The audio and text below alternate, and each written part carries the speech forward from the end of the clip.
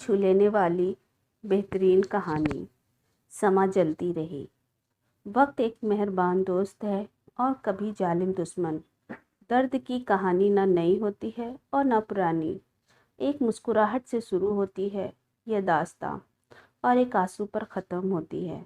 न जाने वह कौन सा मनहूस लम्हा था जब सीमा मेरे दिमाग में समा गई थी। लाख चाहता उसका ख्याल छोड़ दूँ, पर यह दिल था जो लम्हा लम्हा उसको ही याद किए जाता था।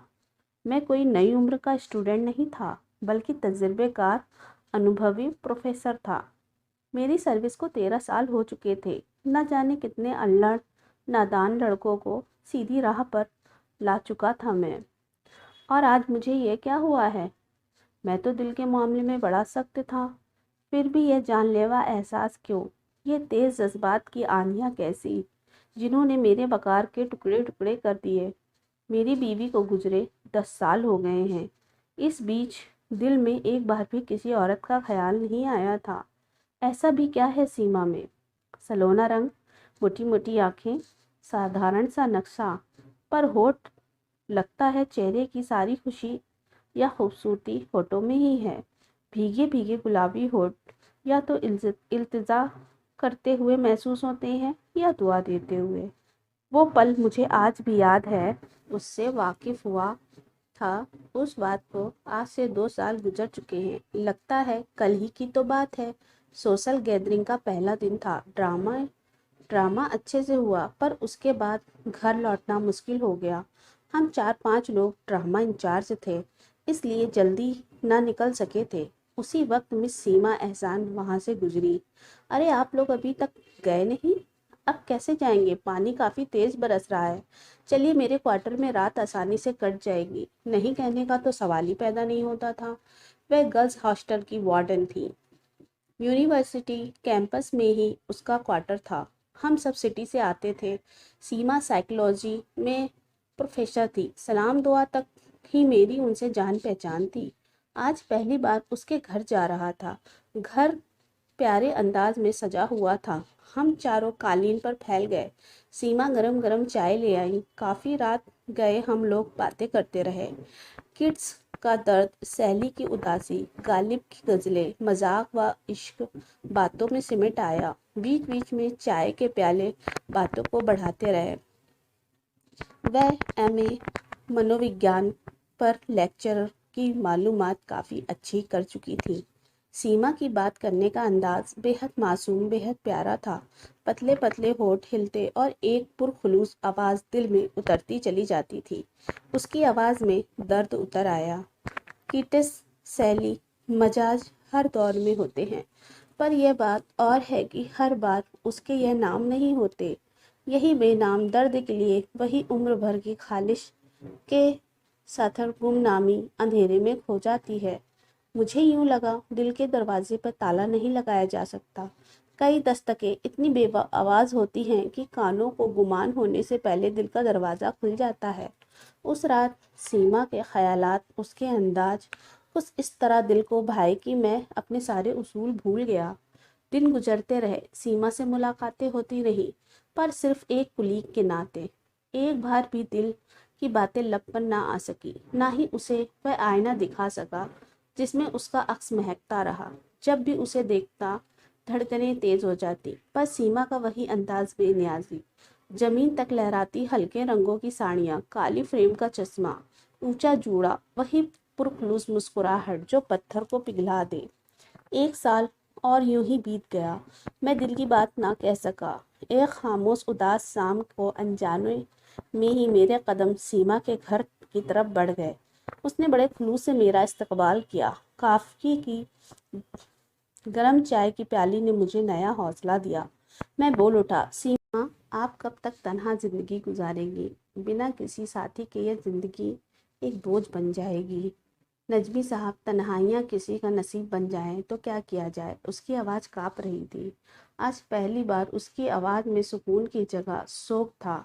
मैंने उसकी आंखों में झांकते हुए कहा। फिर मैंने अपने दिल की बात सीमा से कह दी और वो मुझे देखते हुए अजीब सी नज़रों से बोली। मुझे उस रात ही अंदाज़ा हो गया था कि एक दिन मुझे इस लम्हे का सामना करना होगा।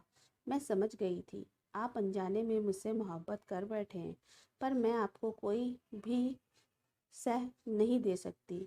मुझे पता है आप एक ऊंचे किरदार के मालिक हैं, जो आपकी ज़िंदगी में आएगी यकीनन खुश नसीब होगी, पर अल्लाह के वास्ते मुझे माफ़ कर दें।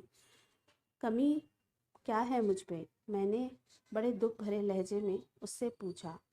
जो आप मुझसे शादी नहीं कर सकती? सीमा, कम से कम मुझे वजह तो बता दो। सीमा ने कहा, कमी आप पर नहीं, कमी मुझ पर है। अगर वक्त को यादों की जंजीर में कैद न किया जा सकता तो इंसान कितना मजबूर होता। माजी के पर्दे उठाते उठाते वह बहुत जज्बाती हो गई। आंखों में नमी झलक उठी। वह कह रही थी, आज से 16 साल पहले जब हर महकता नगमा मेरे लबों पर था और मुस्कुराहट होठों से फूल बरसा रही थी, अब्बा जान के एक दोस्त थे जिनके लड़के से मेरा रिश्ता तय हो गया।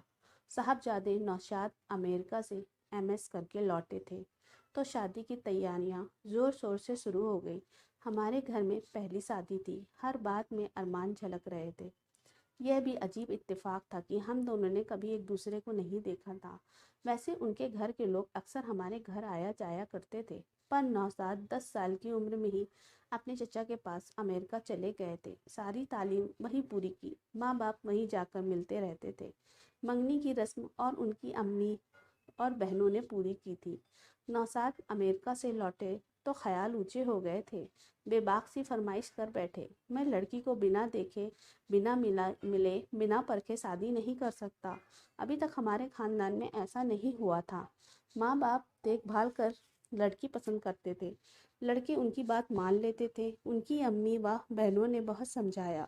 लड़की काफ़ी अच्छी है। उनके छोटे भाई से मेरी मुलाकात हो चुकी थी, उन्होंने भी बहुत तारीफ़ की, पर नौशाद को ना मानना था ना वो माने।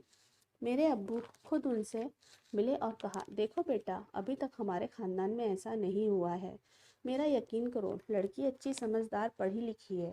अगर तुम्हें सिर्फ देखना हो तो तरकीब से दिखा ही देंगे, पर उससे मिलकर परख कर तुम उसे नापसंद कर दिया तुमने तो सोचो उसके दिल पर क्या गुजरेगी। शादी से पहले हम इस तरह की नुमाइश के आदी नहीं हैं।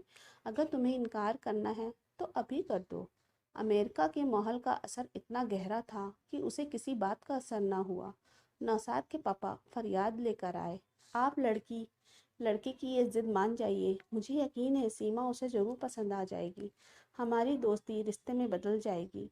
अब्बू ने अपनी दोस्ती का लिहाज किया, बेटी की अना और खुददारी भूल गए। शादी से पहले लड़का लड़की को परखे जांचे जैसे कोई बिकाऊ चीज़ है जिससे जिसके कोई जज्बात नहीं। जब मैंने सुना तो ना कुछ कहा, ना सुना, ना आंसू बहाए, बस एक खामोशी थी जो मुझे अंदर तक चुभ गई। मैं एक लड़की थी जिसके जज्बात की कोई कीमत नहीं होती। नौशाद साहब मुझसे मिलने आए। अपनी अना का गला घोटकर मैं उनके सामने गई। कुछ पल वह मुझे परखने वाली नज़रों से देखते रहे, फिर इनकी आंखों में मायूसी झलक उठी। चेहरे से नापसंदीदगी का एहसास हो गया। न जाने कैसे बातचीत शुरू हुई। मेरी पुरखुलूस आवाज़, मेरे कांपते होठ के ज़रिए मेरा बात करने का सुलझा हुआ अंदाज। मैं शुरू से ही लिटरेचर पढ़ती रही हूँ, और जब पढ़ाई का दायरा बड़ा होता है तो मौजूद टॉपिक पर बातचीत खुलकर की जा सकती है। पता नहीं चला कब 3 घंटे बीत गए। उठते हुए नौशाद बड़े अंदाज से बोले, मुझे ऐसी ही बेबाक व सुलझे हुए किरदार की लड़की चाहिए थी।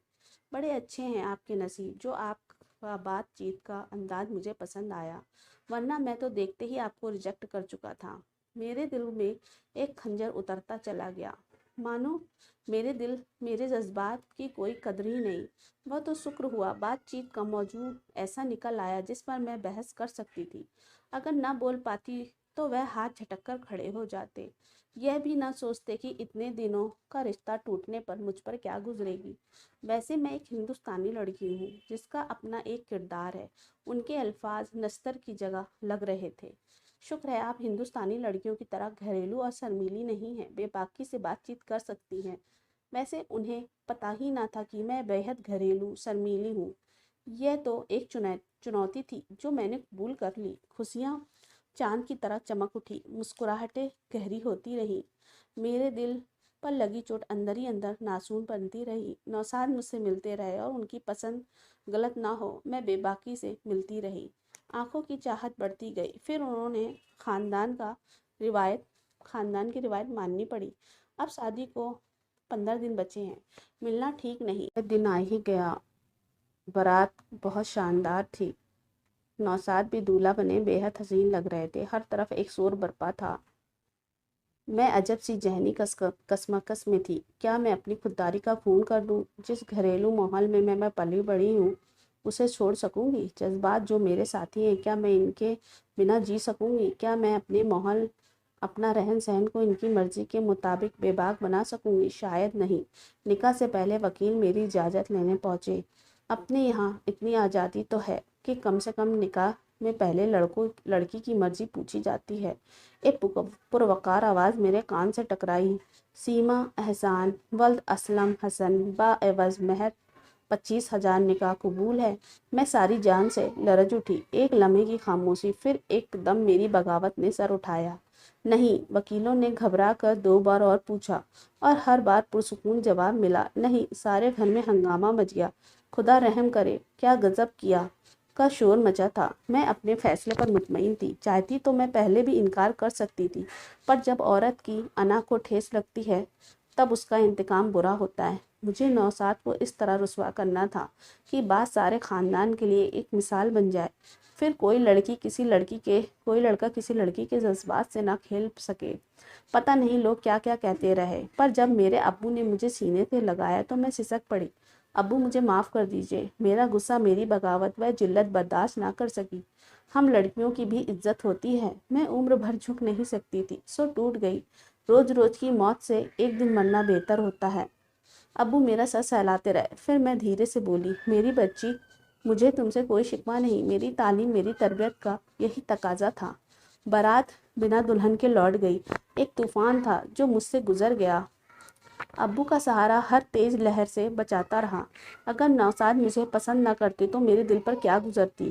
کیا اس کا انہیں اندازہ ہوتا؟ میرے نازک احساس بکھر جاتے۔ مجھے اپنے وجود سے نفرت ہو جاتی۔ نہ جانے کتنی مظلوم مجبور لڑکیاں ناپسند کیے جانے کے اس زہر کو روز پیتی ہیں۔ بہت سے اداس و خاموش دن گزر گئے۔ میں نے MA جوائن کر لیا۔ زندگی کو ایک راہ مل گئی۔ ایک دن مجھے نوشاد صاحب مل گئے۔ ان کے چہرے کی چمک و اکڑ مان پڑ گئی۔ بولے، سیما، مجھے آپ سے گلہ نہیں ہے۔ میری ضد، میری برتری کے احساس نے آپ کی بغاوت کو جگایا، پر آپ نے ٹھیک نکاح کے وقت انکار کیوں کیا؟ پہلے بھی تو کر سکتی تھی۔ میری آواز میں جیت کا احساس چمک اٹھا۔ نوشاد صاحب، آپ سے آپ کی پسند پوچھی گئی، تولی گئی، اور جب مجھ سے میری پسند پوچھی گئی تبھی انکار کیا۔ ان کی آواز اداس سی تھی۔ سیما، آپ نے اس پورے معاملے میں اپنے دماغ اور انا کی آواز سنی۔ اگر ایک بار بھی دل کی صدا سنتی تو مجھے یوں نہیں ٹھکرا سکتی تھی۔ خیر، اب وقت گیا۔ میں آپ کی جگہ کسی اور کو نہ دے سکوں گا، اور اس حال کو آپ کی یاد کے ساتھ دل میں چھپائے رہوں گا۔ بس ایک ریکویسٹ ہے، زندگی کے کسی موڑ پر مل جاؤں تو منہ نہ موڑیے گا۔ وہ میری اور نوشاد کی آخری ملاقات تھی۔ 2 سال بعد میں لیکچرر ہو کر یہاں گئی۔ پڑھنا، پڑھانا، لکھنا اسی میں کھو گئی۔ سکون نہ پہلے تھا نہ اب ہے۔ آج اس بات کو ایک عرصہ گزر گیا۔ آج آپ نے یاد دلایا تو وہ بھولے بسرے دن ایک خواب کی طرح یاد آ گئے۔ میں اس داستان کو سن کر چونک اٹھا۔ ایک لڑکی کیا اتنا بڑا قدم اٹھا سکتی ہے جو کہ مسلم پریواروں کے لیے ایک انہونی ہے؟ ہمارے یہاں نکاح سے پہلے لڑکی سے پوچھنے کی رسم ضروری ہے، پر آج تک کسی نے اسے اس طرح پورا نہیں کیا۔ میرا سر آج اس کی عظمت کے آگے جھک گیا، پر میرے دل کا دامن ابھی بھی خالی تھا۔ میں بولا، سیما، اب ان باتوں کو 15-16 سال بیت گئے ہیں۔ اب شادی میں کیا حرج ہے؟ اب آپ مجھ سے اپنا جیون ساتھی بنا لیں، 2 تنہا دلوں کو راہ مل جائے گی۔ یہ عجب سی اداسی ہر جذبے کو شاد کر دیتی ہے۔ میں بول اٹھا، پر آپ نے محبت کہاں کی؟ جناب وہ بے بسی سے ہنس پڑی۔ آج بھی محبت کا نقش اتنا ہی تازہ، اتنا ہی گہرا ہے۔ میں نے زندگی میں پہلی اور آخری بار محبت کی، اور صرف نوشاد سے ہی کی۔ یہ دوسری بات ہے کہ اس کا احساس مجھے دیر سے ہوا، پر آج بھی ان کی یاد دل کا اجالا ہے۔ یہ درد میرے دل کا چین ہے۔ نوشاد بھی میری خاطر عمر ہی گزار رہے ہیں۔ یہ اگلے یہ آگ دونوں کو جلا رہی ہے۔ میں نوشاد کو نہ بھول سکوں گی اور نہ ان کی جگہ کسی اور کو دے سکوں گی۔ اس کا احساس نوشاد کو بھی نہیں ہے کہ اپنی لگائی آگ میں خود جل رہی ہوں۔ سما کا کام تو جلنا ہی ہے نا۔ میں چاہ کر بھی اس کے آنسو نہ پوچھ سکا، چپ چاپ وہاں سے